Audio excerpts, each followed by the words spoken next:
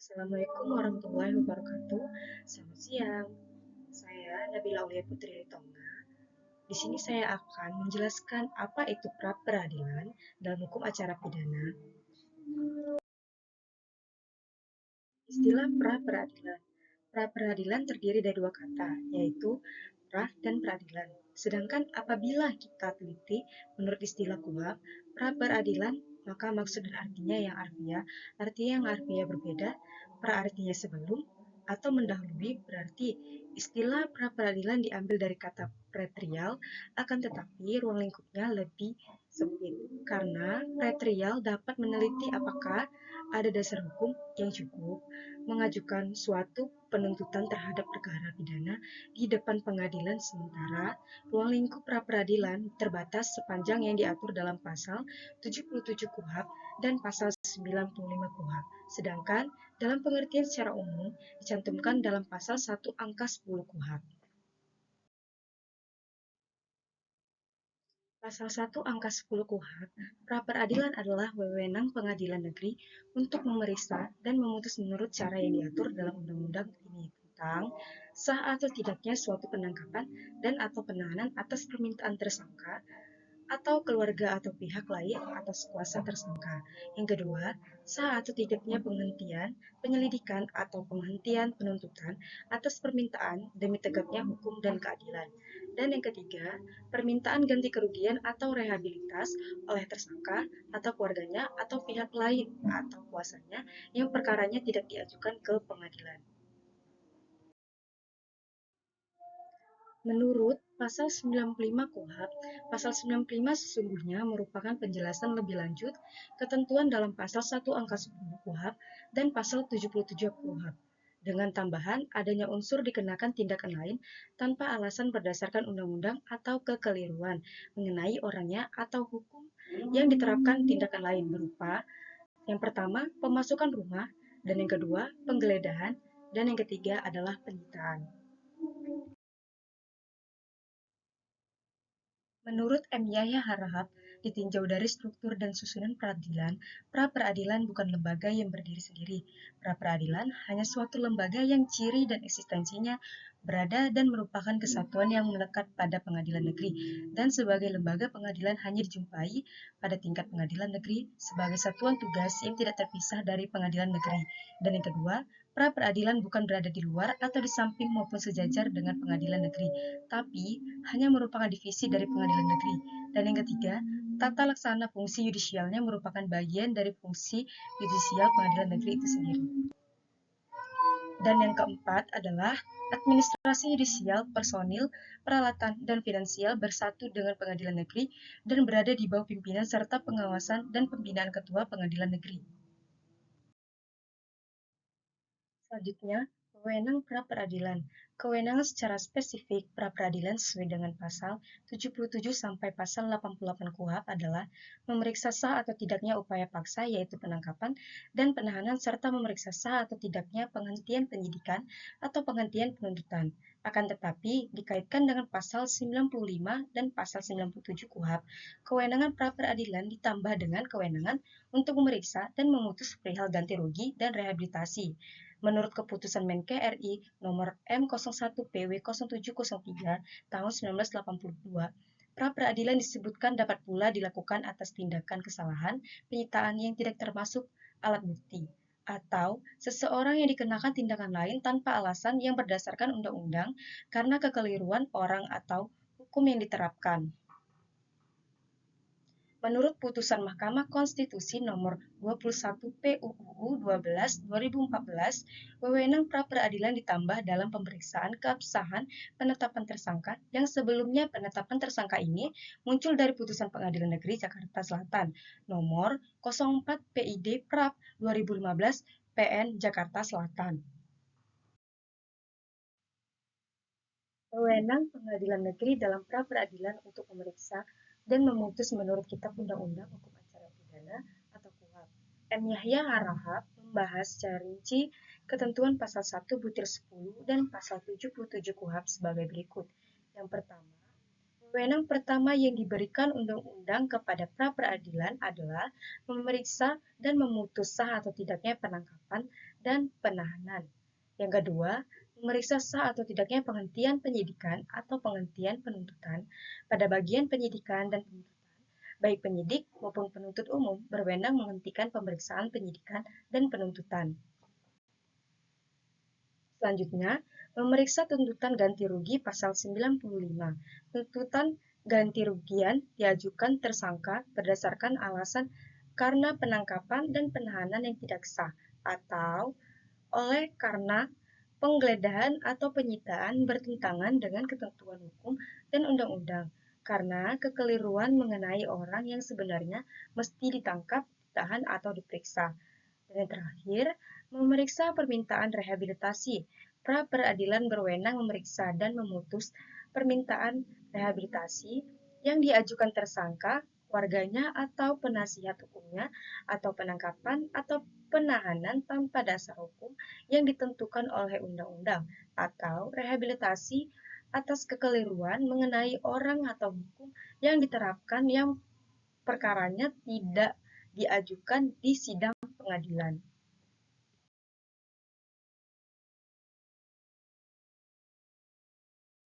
Berikut pihak yang berhak mengajukan pra-peradilan dan alasannya. Dasar hukum menurut pasal 79 KUHP, pihak yang dapat mengajukan adalah tersangka, keluarga, dan kuasa hukum. Dan alasan-alasan permintaan pra-peradilan sah atau tidaknya penangkapan penahanan dengan keterangan ditunjukkan kepada pengadilan negeri dan disebutkan alasan atau bukti. Yang kedua, menurut pasal 80 KUHP, pihak yang dapat mengajukan adalah penyidik, penuntut umum, pihak ketiga yang berkepentingan.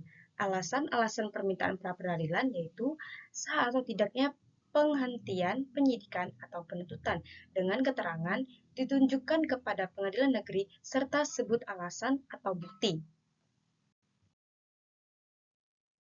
Selanjutnya, menurut pasal 81 dan 95 KUHP, pihak yang dapat mengajukan adalah tersangka, terdakwa, ahli waris, dan pihak yang ketiga yang berkepentingan dengan alasan-alasan permintaan pra-peradilan sah atau tidaknya penangkapan, penahanan, atau tindakan lain seperti geledah, sita, masuk rumah, tanpa alasan menurut undang-undang yang perkaranya tidak diajukan ke pengadilan negeri atau akibat disahkannya atau penghentian penyidikan dan penuntutan dengan keterangan ganti rugi fight PP 27/1983.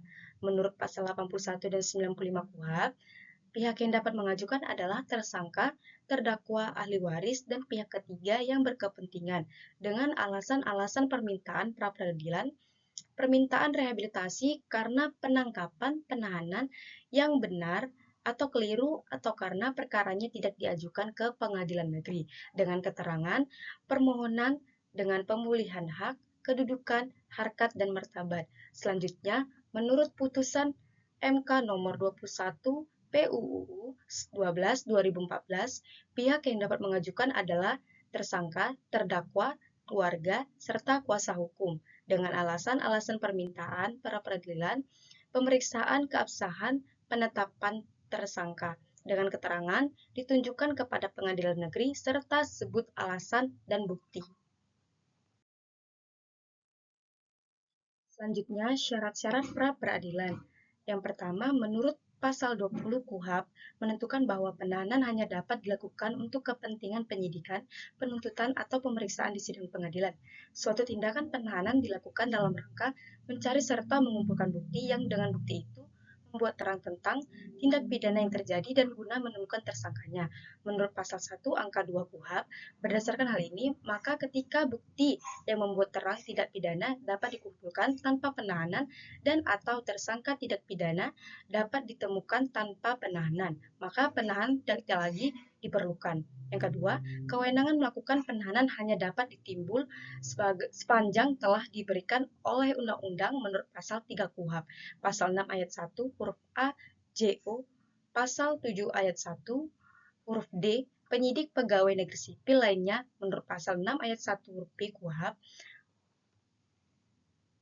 umumnya tidak diberikan kewenangan penahanan. Namun demikian, dengan ketentuan yang bersifat khusus atau lex specialis, ketentuan umum ini disimpangi sehingga penyidik kejaksaan yang terakhir berdasarkan Undang-Undang Nomor 16 Tahun 2004 dan penyidik KPK berdasarkan Undang-Undang Nomor 30 Tahun 2002 mempunyai kewenangan melakukan penahanan.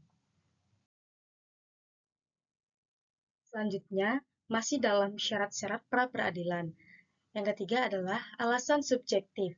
Perintah penahanan atau penahanan lanjutan dilakukan terhadap seorang tersangka atau terdakwa yang diduga keras melakukan tindak pidana berdasarkan bukti yang cukup. Dalam hal adanya keadaan yang menimbulkan kekhawatiran tersangka atau terdakwa akan melarikan diri, merusak barang bukti, dan atau mengulangi tindak pidana menurut pasal 21 ayat 1 KUHP.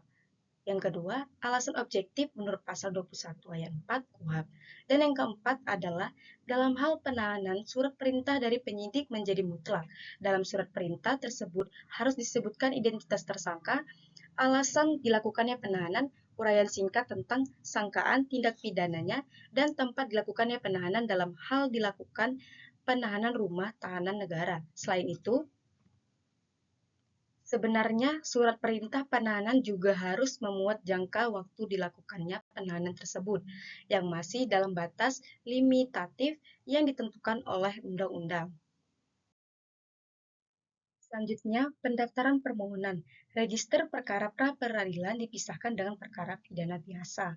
Permohonan ditujukan kepada KPN di mana penangkapan, penahanan, penggeledahan, atau penyitaan dilakukan menurut pasal 81 KUHP. Yang kedua, penunjukan hakim dan panitera harus dilakukan dalam jangka 3 hari setelah permohonan diregister menurut pasal 82 ayat 1 huruf A KUHP. Penetapan hari sidang dan jangka waktu persidangan pra-peradilan. Penetapan hari sidang maksimal 3 hari setelah diterima permohonan menurut pasal 82 ayat 1 huruf A KUHP. Dan jangka waktu persidangan maksimal 7 hari menurut pasal 82 ayat 1 huruf C. Praktiknya dihitung sejak para pihak lengkap buku teknis MA atau buku 2 hingga putusan. Selanjutnya, tata cara persidangan. Ketentuan tata cara pemeriksaan sidang pra-peradilan telah diatur secara tegas dalam pasal 82 ayat 1 KUHP. Dalam persidangan pra-peradilan dikenal tahap pemeriksaan sebagai berikut. Yang pertama, adanya pemeriksaan surat kuasa dan ataupun pembacaan isi surat permohonannya. Yang kedua, sidang berikutnya adalah jawaban dari termohon. Dan yang ketiga adalah sidang berikutnya adalah replik dari pemohon. Dan yang keempat adalah sidang berikutnya adalah duplik dari termohon. Dan yang kelima adalah sidang pembuktian baik saksi-saksi maupun surat-surat dari kedua belah pihak. Dan yang keenam adalah sidang pembacaan putusan hakim. Selanjutnya, putusan pengadilan pra-peradilan. KUHP tidak menentukan bagaimana bentuk putusan pra-peradilan, sedangkan jika bertitik tolak dari ketentuan pasal 83 ayat 3 huruf A dan pasal 96 ayat 1, yang dimaksud bentuk putusan pra-peradilan adalah berupa penetapan. Dan yang kedua adalah putusan pra-peradilan tidak dibuat secara khusus, tetapi dicatat dalam berita acara sebagaimana diatur dalam pasal 203 ayat 3 huruf D. Dan selanjutnya adalah isi putusan atau penetapan pra-peradilan pada garis besarnya diatur dalam pasal 82 ayat 2 dan ayat 3. Oleh karena itu, di samping penetapan pra-peradilan memuat alasan dasar pertimbangan hukum juga harus memuat amar perintah. Dan yang selanjutnya adalah menurut pasal 83 ayat 1 KUHP, maka terhadap putusan pra-peradilan tidak dapat dimintakan banding. Namun, terdapat putusan pra-peradilan yang dapat diminta banding ke pengadilan tinggi, diatur dalam pasal 83 ayat 2. Dan selanjutnya adalah putusan pra-peradilan tidak dapat diajukan kasasi atau surat edaran Mahkamah Agung atau SEMA nomor 8 tahun 2011 tentang perkara yang tidak memenuhi syarat kasasi dan peninjauan kembali yang mana pada angka 2. Gugurnya pra-peradilan, hal ini diatur dalam pasal 82 ayat 1 huruf D yang berbunyi, dalam hal suatu perkara sudah mulai diperiksa oleh pengadilan negeri, sedang pemeriksaan mengenai permintaan kepada pra-peradilan belum selesai, maka permintaan tersebut gugur. Dan pasal 82 ayat 1 tidak mengurangi atau tidak dianggap mengurangi hak tersangka, sebab semua permintaan itu dapat ditampung kembali oleh pengadilan negeri dalam pemeriksaan pokok. Penghentian pra-peradilan berdasarkan Surat Edaran Mahkamah Agung atau SEMA nomor 5 tahun 1985 tentang penghentian pra-peradilan tertanggal 1 Februari 1985. Mahkamah Agung memberikan petunjuk sebagai berikut. Acara pra-peradilan yang sedang berjalan dapat dihentikan oleh hakim atas dasar permintaan pihak yang semula mengajukan. Dan yang kedua adalah penghentian itu hendaknya dilakukan dengan sebuah upaya hukum terhadap putusan pra-peradilan. Upaya hukum yang pertama biasa, banding dan kasasi. Dan yang luar biasa adalah kasasi demi kepentingan hukum dan peninjauan kembali.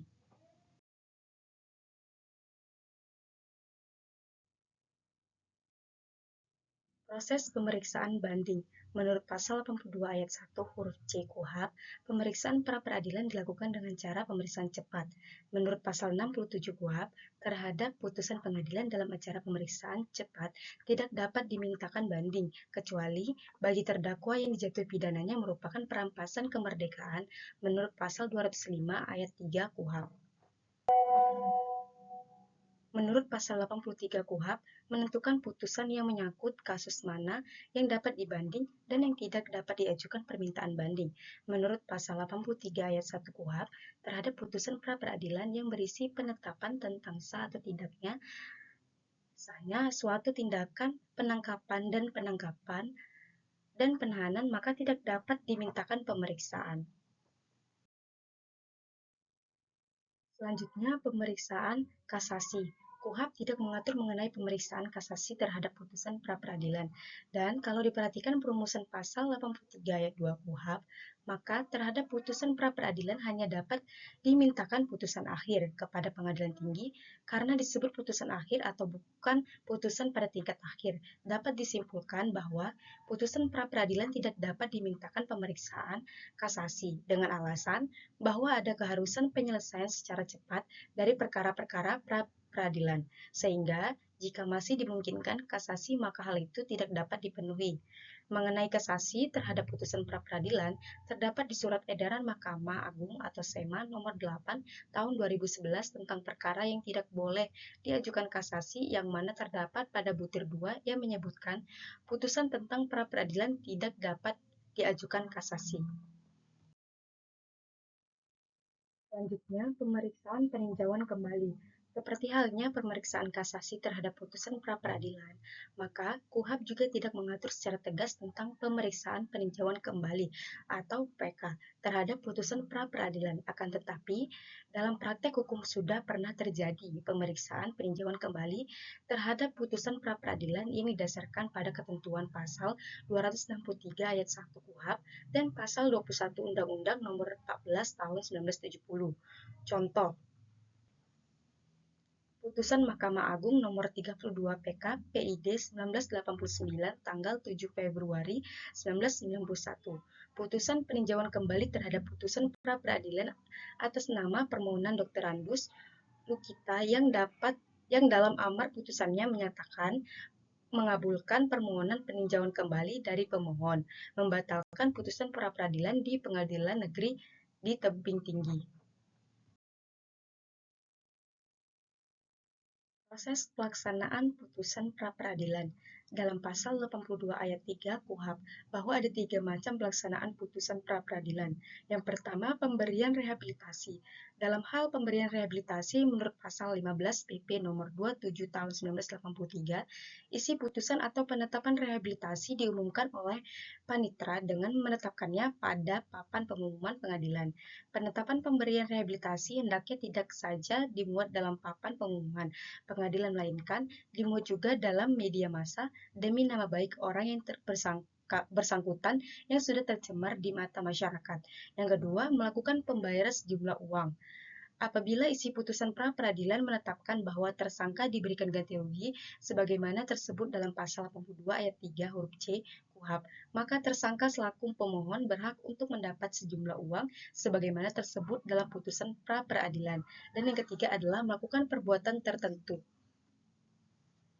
Putusan yang memerintahkan kepada penyidik atau penuntut yang diajukan permintaan pemeriksaan pra-peradilan sebagai termohon untuk melakukan perbuatan tertentu. Sekian dan terima kasih. Sampai jumpa di video selanjutnya. Bye-bye.